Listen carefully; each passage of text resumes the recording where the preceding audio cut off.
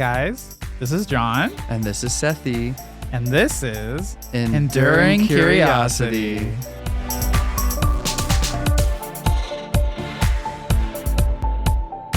On today's episode, we talk about Precons. and should Soul Ring be banned?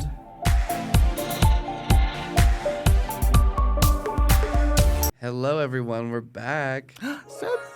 Another upkeep. Another episode. Another upkeep. Another upkeep. What you got for us today? I want to talk about one of the recent games we played. Yeah. Yeah, we had the luxurious opportunity to play a game together, which doesn't happen often, strangely enough. But we played. I played. I'm like, wait, what are you talking about? We almost play like every week. Yeah, that's true. That's true. You're over here like it's so rare for us to play games, and I'm like, wait a minute. Last week, the week before that, the week before that, 3 times the week before that, the week before that.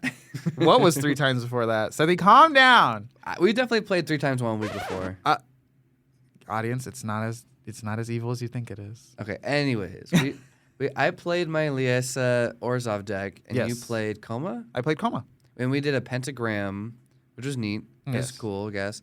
I was against 2 really aggro decks, and spoiler alert, they freaking stomped me out faster than They stomped the fuck out of you. Yeah, a roach in Mima's house. That's how fast they stomped me. I also feel like I didn't get to like do anything crazy, but I did get to do one really hilarious move. Yes, I remember this. It was iconic. So you're against dinosaurs. I was against dinosaurs, and if you're paying attention, you know who that is. And if you play dinosaurs, you know who you are. Shout out to you. Shout out to you. But it was really funny because my friend who had the dinosaur deck, he was building up his dinosaurs. He had so many dinosaurs. Late game. This is late game, and he had enough to swing for lethal, way more than I could have protected my board. I could literally do nothing against it. So he's like, I got all these dinosaurs. What are you going to do? Like 40 power. I got over 40 power. What are you going to do? And I was like, I don't know. I might do something. And he's like, what are you going to do? You got so scared. And I was like, are you going to attack or not? Declare attackers. Are you going to attack or not? Declare. And he's like, I'm swinging all out. And so I was like, okay, you're swinging all out? You're going to swing all out? And he's like, I'm swinging all out. And I was like, I'm going to play Fog. 1 mana, 1 forest tapped. Fog. 1 forest tap. It's a 1 mana. Essentially, it says all combat damage is prevented this combat turn. Done. He was so mad. He was so Bro went mad. nonverbal. He was like, I'm done with you. I was like, that's right. It like had audience fanfare from across the room. Everyone was like, oh my God. Yeah, you did it. Yeah, that was nice. That was, but then literally the turn after I died. Oh. So, yeah. Wow. It is what it is. You had the glorious moment. But sometimes that's even more satisfying than winning the game is having the most having the one glorious moment. Yeah. Your special moment was pretty funny too. I was knocked out early on in the game, but I was able to Obtruse Appropriation, which is a 4 mana Modern Horizons 3 power creep card. Yes. I'll literally always say Modern Horizons 3 power creep because these Horizon sets are so stupid. But anyways. Get ready for Modern Horizons for everyone. Oh my gosh. We should play. I've been drafting a lot of Modern Horizons 3 online. It's been really fun. But anyways, Obtruse Appropriation, what it does is exiles a permanent. I can cast it, basically. There's other text on it. But I did that on a Rhystic Study. Oh my God. In a 5-player game. And so I was like, give me that Rhystic Study. And look who was drawing the value. I drew like at least 6, 7 cards. It was so nice. How many? Oh no. 6, 7. Gotcha, bitch. I gotcha. Sorry, guys. We're canceling the podcast. So we had to end the podcast. We had to end the podcast. Sorry, guys. I'm so sorry. I drew 7, 8 cards. You drew a lot of cards off of it. It was very satisfying. I only had it for like 3 turns too. Yeah. Like, draw. Draw. I mean, I don't play Rhystic Study, so like it's funny playing that card because it's like I want to steal game changers that I don't want to play. Literally. But it's like you can't have it and I have it, so you realize how annoying it is. Right.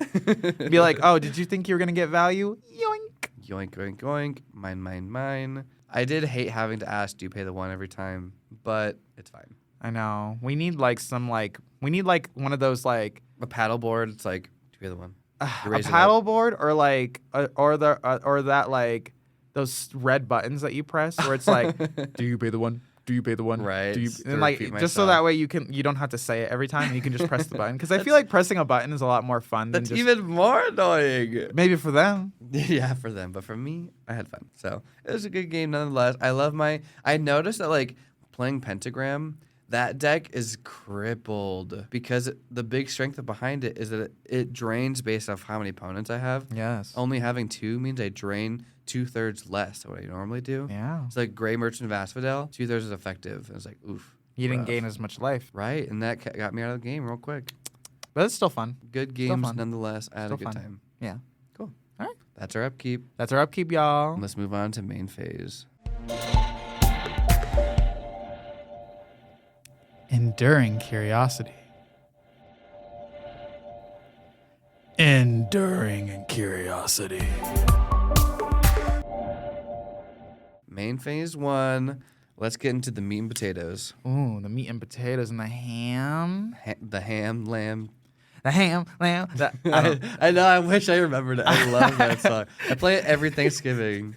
It's so funny. Greens, beans, Greens, tomatoes, potatoes, hams. hams. You name it. Okay. Love her. But let's talk precons. Precons, yes. And like cards designs for Commander as a whole. Yes. So I think it's really cool that Wizard of the Coast made precons for what was at the time a fan-made format, which existed for decades. But the first precon came out in 2011, and there's been basically precons except for 2012 every year since. And I think in 2020 maybe they switched to having precons for every set. Yes.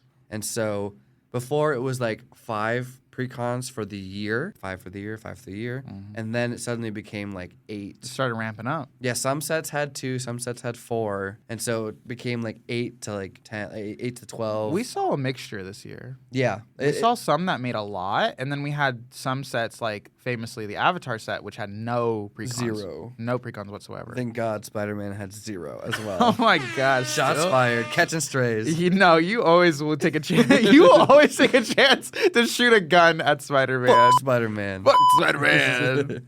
Yeah, so glad that it had no precons, but Oh my god. I think okay. Do you have any precon decks? I know you do. I do. I bought 2 You have 2 precon decks from the same. from the same set from Tarkir. That's so funny. And what's funny about it is that I think out of the 5, because they did 5. Yeah, that I sounds think right. out of the 5, they were. I think I'll agree. I'll say they both maybe were like the weaker ones, but Oh. they had the potential to be really, really strong. That's the precons that I'm talking about are the Just Sky Strikers. That's where I got my Elsha from, and that's where I was like, Elsha, why are you sitting in the back seat? Honey, you're a star. You're a star, You're meant to darling. shine.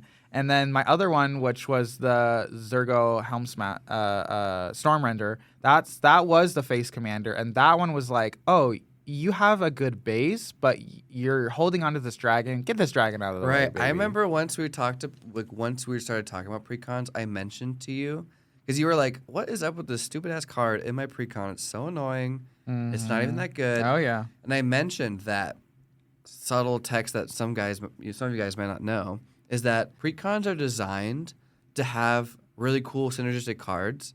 It's designed to have cards in the adjacent set that are meant like perfect slam dunks for the deck that they want you to like kind of expand upon. Yeah. You just bought a precon. Now look into the set that came with it. So you look into more cards. And they also in the precon have cards that are like just not the best fit for what it does. Yeah. But that's so that you realize, oh, wait, I'm playing my deck against someone else. And I have like this 3 mana destroy target tapped creature. And my opponent just played a Swords to Plowshares. Like, wait a minute. That's a way better version of That's this a way effect. better version, yeah. And so then you kind of realize, like, oh, there's different things, like the modifications you can make. Yep. And so definitely if you have a new precon, like, look out for cards that you just think should just be cut immediately because that exists. So let me ask you, Sethy, how many precons do you think happened in all of 2025? How many precons were there? I'm going to guess 15. Pretty close, actually. Yeah. 13. 13. There were okay. 13 precons. Well, and that's kind of biased because Avatar and Spider-Man had 0. Had 0. So maybe on average it's closer to like 15. Yeah, 16. it probably would have. I mean, I do think Avatar. I would hate if they made another 5-color like everything kind of like precon. Legends. Legend. Yeah. but I'm glad they didn't. I still wish they did have precons, but you know what? It was whatever. It's whatever. Yeah, I wish Avatar had precons. But it's okay. End of sentence. Not Spider-Man. You know what I noticed though, as I was looking through, because hey, shout out the Command Zone. They actually did a video not too long ago where they did like rankings of the precons. Yeah, you were mad. You were mad boots. I was mad boots because I was like, somebody get me on this team. It's like, Seth, listen to this. Look where they put my Elsha. They put my Elsha at Dookie tier list. Dookie tier. Not the Dookie. Garbanzo bean. She is definitely better than y'all give her credit for. But the Jeskai Strikers, I think, deserve to be a C. The Command Zone. Thank you very much. They were disrespectful. They were disrespectful. She deserved to be a C. Y'all, John literally started messaging me like the day the episode dropped. He was like, they put my commander at the bottom. C. But then they did do some justice to Zergo where they put him at B. I was like, damn, your love of your life. Love of my life and B. I was like, he deserves A, but it's okay. Okay. What I will say though, as I was looking at all 13 of these precons, you know what was a common trend that I saw? What? Mama, where the fuck are the enchantments? No enchantments? Literally, one of the Final Fantasy precons, Revival Trance, zero enchantments. Damn, Zero enchantments. You're not learning about this card type. Imagine being a new player, getting Revival Trance and being like, wait, what are enchantments? Literally. Wait, so what do you mean it stays around? Is it a creature? Like, no. Is it an artifact? Is it an artifact? No. You can't tap it? It's like, wait, one of my cards say destroy target artifact or enchantment. Like, what are those? What is an enchantment? That's so funny. So the biggest theme with 2025 and all of the like precons was the really low value of like enchantments. Like you're funny for saying that's a theme. It is a theme because like most of them had Trend alert. Most of them in 2025 either had 2, maybe 4. The highest 2 would have had 6 and 1 had 7. You know what I realized is maybe that comes from the fact that in 2024 they made 2 different precons that were enchantress themes. So maybe they overdid it.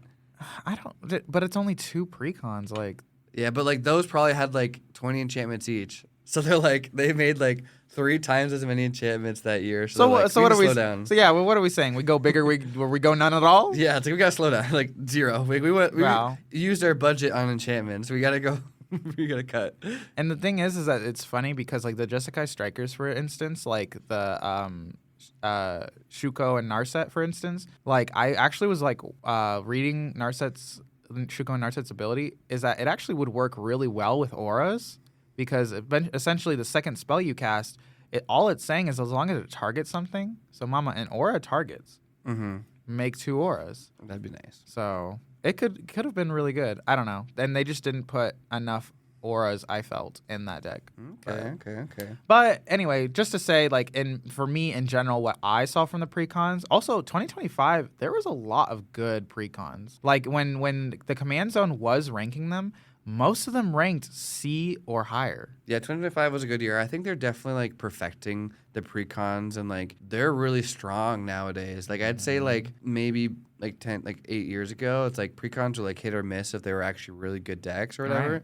Now it's like they're all consistently great out of the box, can tumble with like 2s and 3s. Like they're pretty good. And even if they're not like fantastic out of the box, they still give you good cards that have enough in them that you can at least use more than half of the cards in there that you can still, if you just add in, if you upgrade your deck a little bit, it doesn't take that much to upgrade it anymore. Like in the Command Zone, they even have a segment where they're like, here's 10 cards we would take out, here's 10 cards we would put in. I don't always agree with every card they put in or they take out, but I will say that the fact that they're like, here's 10 cards we could just take out and add in under $50, and 90% of the time, it's like, mama, those additions, they're worth it. So yeah, it's like, for sure. I mean, if you cut the fat out of those decks, you can definitely like really bulk up in a good way. Oh yeah, because like I mentioned earlier, there's like just some cards are like just bad, and it's like they need to be get out. There's ASAP. some cards they keep reprinting, and I'm like, another one?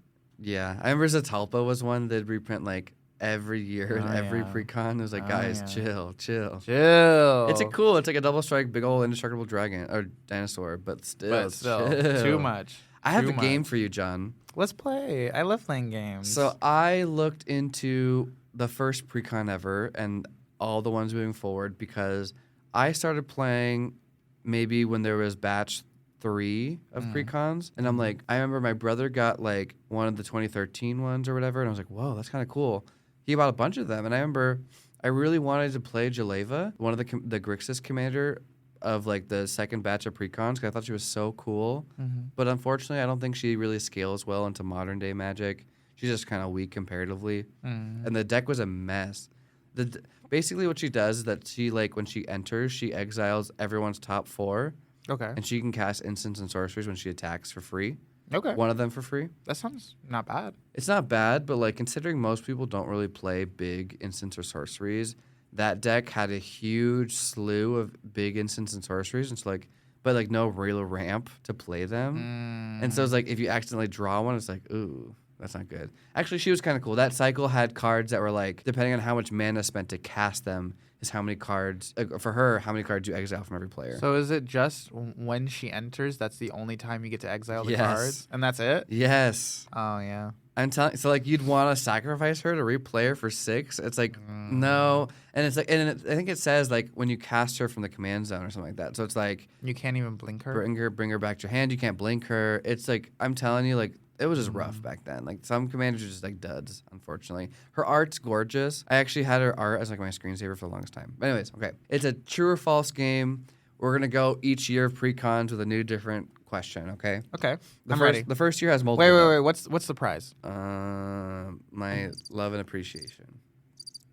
I think I've already won that, but Actually, I'm gonna quit the podcast if you get half of these wrong. damn. Yeah. Damn. Okay. Do you know what? I'm gonna make you edit the podcast episodes because I'm tired of these video editing. Girl, I love video editing. Let's go. Let's go. That's a your game here.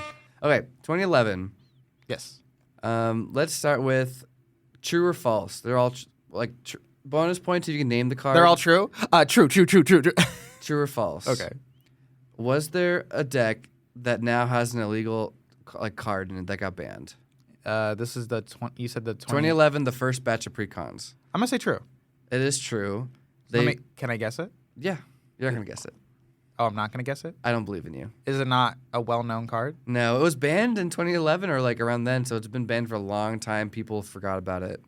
Okay, fine. What is it? It's called Trade Secrets, and basically what it is a 3-mana sorcery or something, blue, and it says you draw a card and then you choose an opponent. If they draw a card, then you draw a card and you repeat it. And so it's like 2 people can basically draw like 80 cards if they wanted to for 3 mana. So you just deck yourself out? Well, no. It's like consensual. You can stop whenever you want. So it's like basically like you just pick a person and you're like, hey, let's just run away with the game. Let's just draw as many cards as we want. It's like, okay. And so 2 people can draw like a bunch of cards.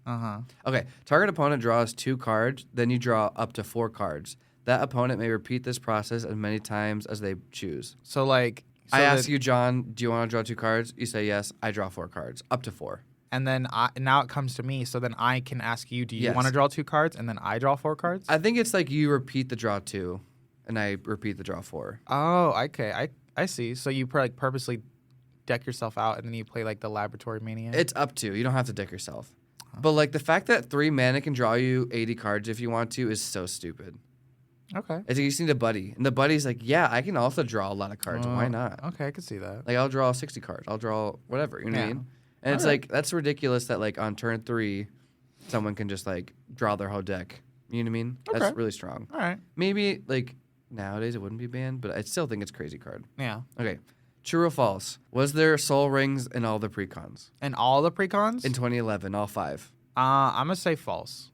It was true. There was soul rings in all of them. And all the Precons? Yeah, all They 5. already knew off the bat that... Yep, the soul ring was a staple from ever and ever. So does that mean... Ooh, this gets into the other topic. Yes. Okay, let's keep going.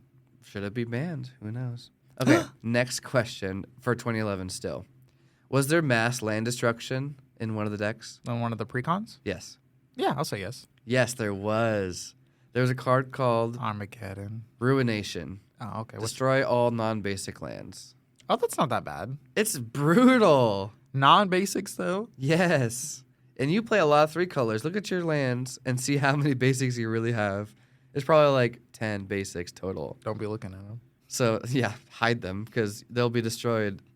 You know what I mean? So, like, mass land destruction in the Precons all the way back then was crazy. Okay. Okay, 2013, true or false?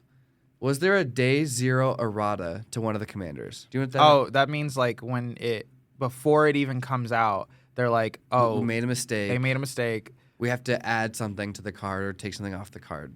True. It was true. Marath, Will of the Wilds, is a 3-mana commander. He's in Naya, I think. Oh, wait, I know this one. This is the guy that when he enters, you can pay, right? He gets counters on it, and he has an X ability. Yeah, he has an X ability. X, remove X amount of counters from him. And the thing is that one of them says, like, you move X amount of counters to do whatever. One of them was put an XX green elemental creature token on the battlefield. Yes. And the card didn't say X can't be 0. Yes. And so basically 3 mana, you can get infinite dice triggers. Mm-hmm. So you have like a Blood Artist on turn 2. Or like, I don't know what's in Naya. Not a Blood Artist, but a Impact Tremors. Sure, yeah, Impact Tremors, for example. Yeah. Yes, because you'll make infinite number of 0/0 creatures that enter and then die. And so it's like you just win the game turn 3. Yeah. So definitely they had to add in X can't be 0, by the way. Yeah, I remember hearing about that card. So messy. That is pretty messy. Okay, 2014. This was the Planeswalker cycle. Okay, there's themes to each one, by the way. 2011, the theme was like just weird ones, like oh my gosh, this works in Commander. One was like giving things away, like gifts and stuff. But anyways, 2013 was creatures that cared about how much mana you spent to cast them. Okay. So like that's why Marath gets more counters and why Jaleva gets more exiles. And then 2014 was the Planeswalkers as commanders, the first time they've ever done that. True or false? There was 2 WinCon cards, like alternate WinCon cards, in one deck. True. It was false. It was false. I made that up. It was a lie. Wow. So that was 2014. That's kind of, why are you so mad at me? I'm not. You're like shaking your head, like giving me the glare.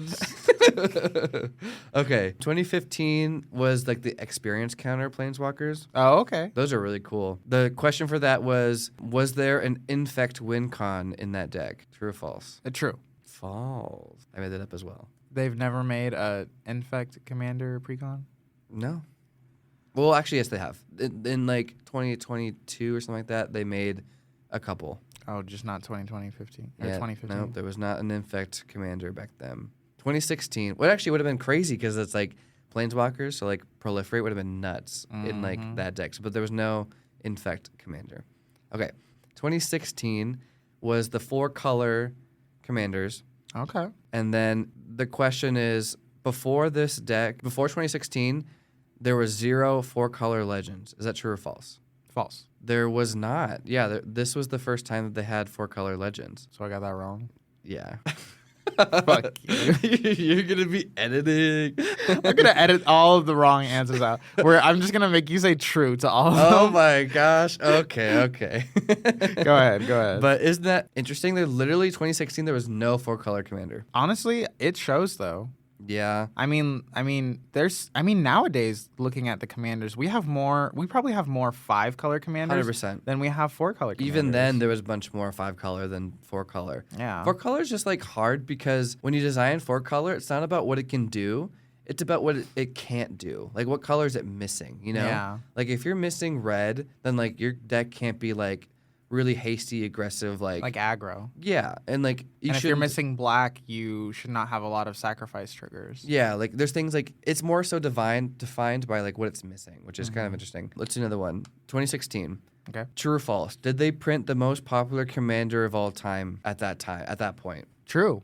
Yes. Do you know what one it is? It's Ur-Dragon. Nope. 2016 was the 4 colors. Oh. The most popular?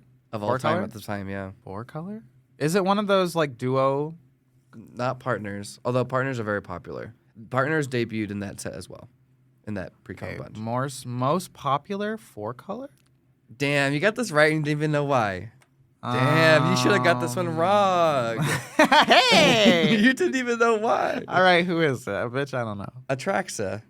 Oh, yeah. She was the most popular. I think I just try to forget about her altogether. I try to forget about her, too. She has like 4 keywords. She's like a big old 4/4, and she proliferates every turn like crazy. But yeah, she was the most popular commander for many years. Okay, 2017. Okay, that ruins my next question now because did it print the current most popular commander of all time? True. Yeah. Because guess who that is? I'll never guess who. It's Dragon and Edgar Oh my and gosh. Inala.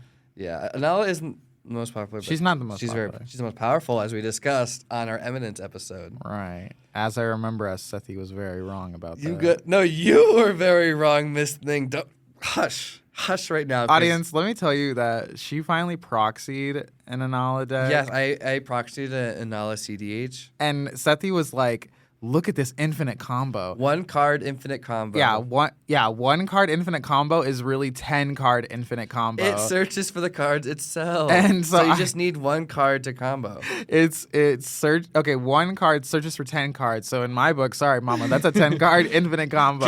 Can you really quickly, just for fun, can you name any of the cards?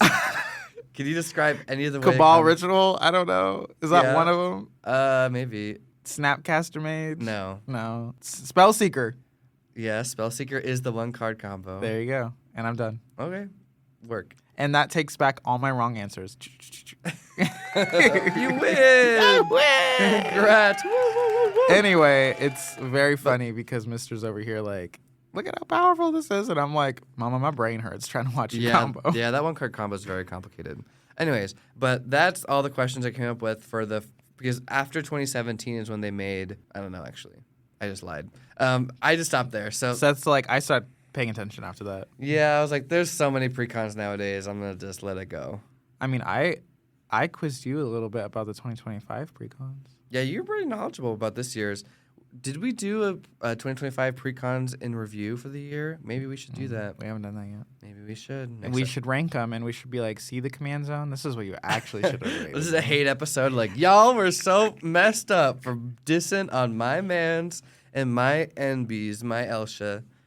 I do think that there needs to be like, I think what they should have done is they should have made an S category. S tier. And they should have just chosen 1 Precon to rule them all. Well, what's hard is that the Final Fantasy Precons came out this year, so it's like they're all really good. They are really good. None of them were C or lower, huh? No. C? Or lower. C or lower.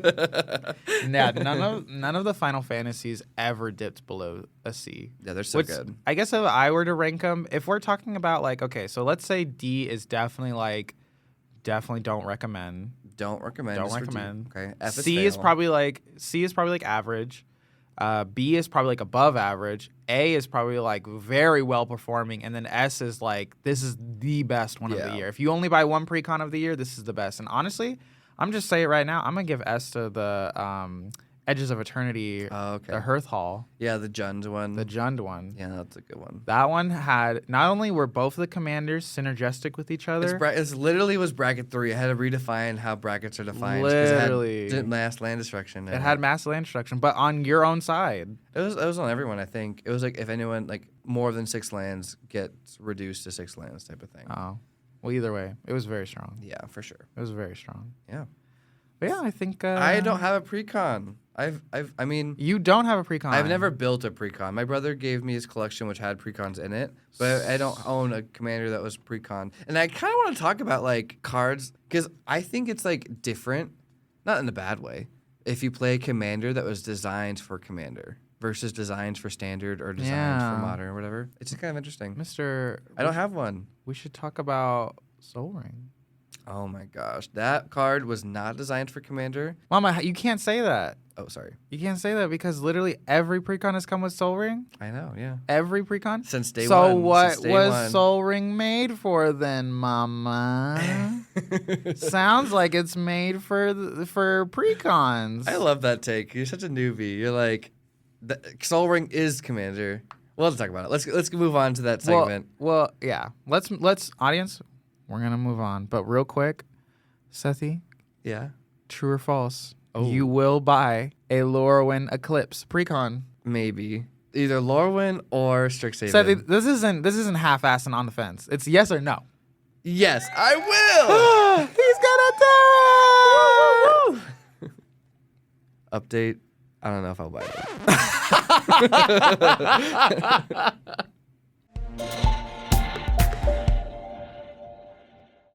Enduring curiosity. Enduring curiosity. Welcome back, y'all. Now Here we're gonna for some spicy we're takes. here some spicy takes. So if you're a newbie, a baby, Baby. brand new baby, never played a game before. I'm the baby, guys. Well, baby, let me slap on this soul ring. Yes, Father.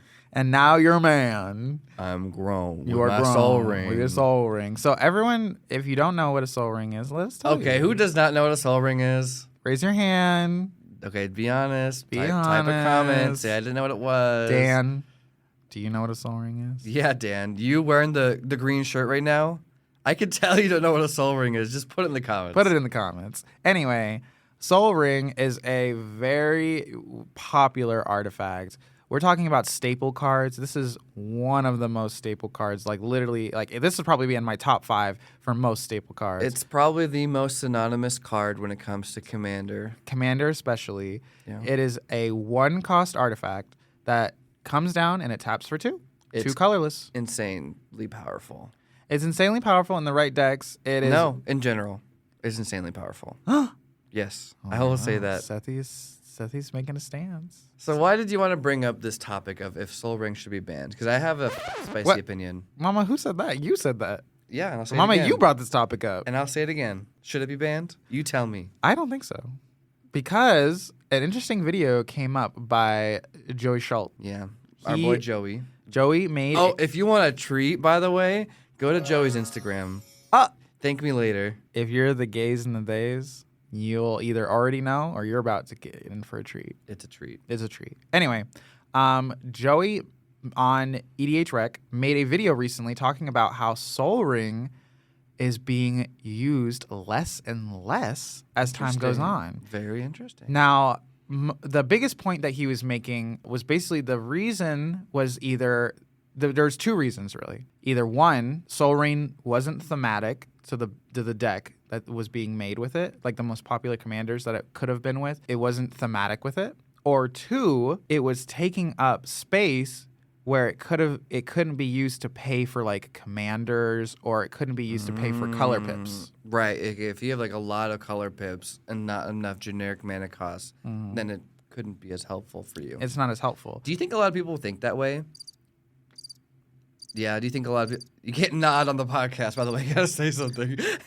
Honestly, I do think there's some level of power gamers. Because I think in casual games, what's the best feeling in casual games? You know it. Early acceleration. Early acceleration. So everyone loves the turn 1 Soul Ring, turn that into Soul Ring and Arcane Signet. Yeah, something And like then that. maybe if you have another thing you can put out there, cool. But everyone loves that fast mana, getting shit down on the board.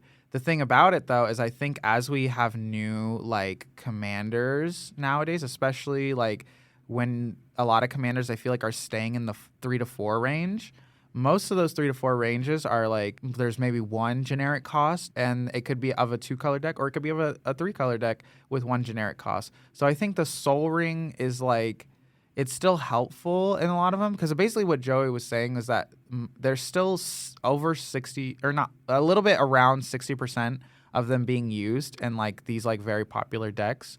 But it's the fact that Soul Ring is such a strong like fast mana acceleration that it seems like the card you would just include in every deck. Yeah. Especially Commander, especially with Commander. It seems like a card you would literally add into every deck. So, and I think it really is. I mean, even if you have a commander that's like 3 colored pips, like I still think it's worth it. It's like, well, if your objective is like power, like making it stronger, Soul Ring will always make it more powerful. Right. Period. I think what essentially it was in the video Joey was saying and for EDHREC was that it just, as powerful as it is, some decks that are like more important, like they either care about lands or they're a landfall deck, it takes up space. Or even some decks that care, for instance, about like discover, and you want to discover into something big, and it kind of like slows you down a little bit. there's a few things that like points that he was. I mean, what's up. interesting, even with Discover and Cascade, like I'm gonna just be real with you. There's like Sisei's Ring and like other cards that are like basically Soul Ring but up to 4 mana. Yeah. Because I think Soul Ring is literally that powerful. Like it's a 3 mana, 4 mana card on a 1 mana printed card. So it's like if I discover like I discover 4 or Cascade 4 into a Soul Ring, I'm still happy. Because it's just that powerful, y'all. And like I've heard many discussions about banning Soul Ring or house ruling no Soul Rings. Really? Yes, and I think it's actually a really interesting discussion because it's just game warping if someone has a turn 1 Soul Ring, like they're immediately much powerful and well off in the game than like everyone else. Turn 1 Soul Ring, mama. That's 3 mana on 3 one mana. turn. Yeah, and it's just like so good. And like I think it's like a worthwhile discussion to like even look into like if that's something you want to do. Like, do you want to have those games where it's like you have the turn 1 Soul Ring? And like I've been in situations where it's like I almost feel bad playing the turn 1 Soul Ring. You know what I mean? Because it's like I don't want to be enemy number 1 out of the gate, you know? And it's like, well, I feel like what turns you into like, oh, everyone's gonna start targeting you is the turn 1 Soul Ring Arcane Signet. even just turn 1 Soul Ring, I'm like, if I have a 1/1, I'm hitting you. Like if I have, yeah, I think turn 1 Soul Ring is that worthwhile. Think about it. Okay, first of all, just to generalize this conversation, I don't think it should be banned. And if it is banned, I'm not mad, basically, is my stance on it. Because if you look at, like, a lot of game changers and banned cards, fast mana falls on that list consistently. You know what I mean? Mm-hmm. Ancient Tomb, Mana Crypt is banned. Ancient Tomb's Game Changer. All the Moxes are banned. Yep. All the less powerful Moxen. There's the one that came out in Tarkir. Oh, yeah, that one is still pretty good. Mox Jasper. Yeah, I mean, like, the monoliths are fast mana, and those are game changers. It's like Mox Opal is game changer, I'm pretty sure. Yep. It's like a lot of these fast manas are game changers because they're just inherently very strong. And, like, having that accelerated on turn 1 or 2 is so good that, like, brackets 2 and 1 can't even... shouldn't even have that. I think well, how would you feel then if what they just did then is they just changed it, and this might be controversial, y'all, but what if they just changed it where Soul Ring was a game changer? It would be so controversial. I mean, people got mad about, the banning of cards. I mean, we talked about on our Game Changer episode how, like, death threats and stuff happening over the banning of cards. If Soul Ring was a game changer, that'd be interesting, and I actually think that would make sense. It would make every precon a 3. Yeah. Literally every precon. Yeah. Now, do all of them deserve to be a 3? No. But it's just definition and stuff. I mean, I do think, like, part of Rule Zero conversation is, like, my deck technically is a bracket 3, but it's really weak, so maybe it's a bracket 2. Right. Like, that's a conversation you can have, right? It's like fast mana inherently is just such a strong mechanic in the game. I say this all the time. Card draw and mana acceleration are, like, the 2 most powerful things you can do in the game. Right. And so having that, like, on a 1 mana thing to net you 2... Name another mana rock that's not game changer or banned that can tap for more mana than it costs. Than its cost. Unless you have like weird tricks or something. The Eternity Elevator. Yeah, 5 mana and it taps 4. And you have to station it. You have to station it for 20. Right. You gotta do extra work for it, right? Yeah. But it's like the long man con. The long man con. To get that 20 mana. It is a long haul for that. A long stairway for that. That's annoying as hell. You can imagine, like, I get all this mana, but you gotta walk up 5,000 steps. Well, funnily enough, the Eternity... That's why you take the elevator, duh. The Eternity Elevator is actually really easy for me to crew in my house and deck because as long as I have 5 tokens and I can make 5 4/4 bears, 20. That's 20 right there. That's the magic number. And all I've tapped is tokens. That's good. That's so nice. Yeah, so fast mana is just crazy. I mean, what's your perspective on it? Do you think it should be... I don't think it should be banned, but only because, like, listening to Joey's video, he does talk about how essentially what seems to be happening is people are just so it's like if we're thinking about the demographic, and he's basically saying that a lot of decks are basically only playing it like 60% of the time. 60% is still... That's low. It's low, but it's still majority, you know? Like, that's like out of 100%, that's still more than half. Yeah. I mean, I respect... Almost 2/3. I respect the intentional decision of not including Soul Ring. Mm-hmm. I do think that, like, in most cases, that's hurting your deck. But it's Commander. It's not about, like, every percentage point of strength in your deck type of thing. It's right. like, I just don't like seeing Soul Ring, so I'm going to not put it in my deck. And I respect that. Yeah, and then him also saying, like, again, it depends on the synergies you're using. If you're in a landfall deck, a Soul Ring is not you. When you pull a card, you don't want to see a Soul Ring. You want to see a land. I still think it's worth it. I mean, I think like if you have like AC or like I think it's worth it, especially in like your commander. Like, especially if you have a commander that dies, it pays for that first commander tax. like it's just 2 extra mana, y'all. Like Yeah. like even in landfall, like it just means you're that much closer to casting another cultivate or whatever type effect, you know, Farseek or whatever. Yeah. So it's like, you know, like if you have enough card draw, the mana is always going to be good. So it's like, but I do understand that like you do want a percentage of this, a percentage of that. And a lot of I mean, I've built decks where it's like, I want to run as low amount of artifacts as possible because I run like artifact sweepers in it. And so like if I can cultivate, pun intended, my deck to not have soul rings but instead have extra lands, you know, the smug look you're giving me because of that pun. Ooh, I ate it up. You did. So it's like sometimes you curate it intentionally to have low artifacts, and that's a good reason for me. You know what I mean? Okay. I personally am fine with it because I think that's just because I'm a newbie. So I'm kind of just like, oh, is this a staple? Werq. Oh, when they announced that they weren't gonna ban Ristic Study because quote unquote it's like the identity of Commander, that like I don't know how I felt about that. that rubbed a lot of people the wrong way. Yeah, I don't know how I felt. And about so like that. Soul Ring, I would say is the identity of Commander. It's like if they banned Command Tower. It's like what? Let me just say, y'all lucky I don't always want to be hosting at my place for Commander games or anything like that because I think I would real zero no Ristic Study, no Smothering Tide. Yeah. I'd be like, Mama, there's plenty of other ways for you to draw cards. There's plenty of other ways for you to get treasures. Like swap it out with something. Work it out. Work it out. I don't blame you. I don't blame you. There's a lot of like really punishing. Because what would you changers. say if you could pick one card to be the face of just Magic in general? What would you pick? Oh, for like Magic in general. Just one card. Soul Ring is definitely up there. I Yeah. mean, it's definitely like has to be in the conversation. I would honestly say, Ur-Dragon. Ur-Dragon? Mama, it's the most popular Oh commander. gosh, no. It's the most popular commander. I don't want to see that as the face of the It's the most game. popular card. Yeah. that's crazy. Literally. That's crazy. I'm like Shivan Dragon. I mean, that was a pretty popular card. Yeah, it was like the very first like goofy fun card that like people loved, you know. You know what? I can't remember the name of it, but it's like a dragon, but it's like a baby dragon. And it says you can pay into it to make it bigger, but if you pay more than 3 mana, it dies.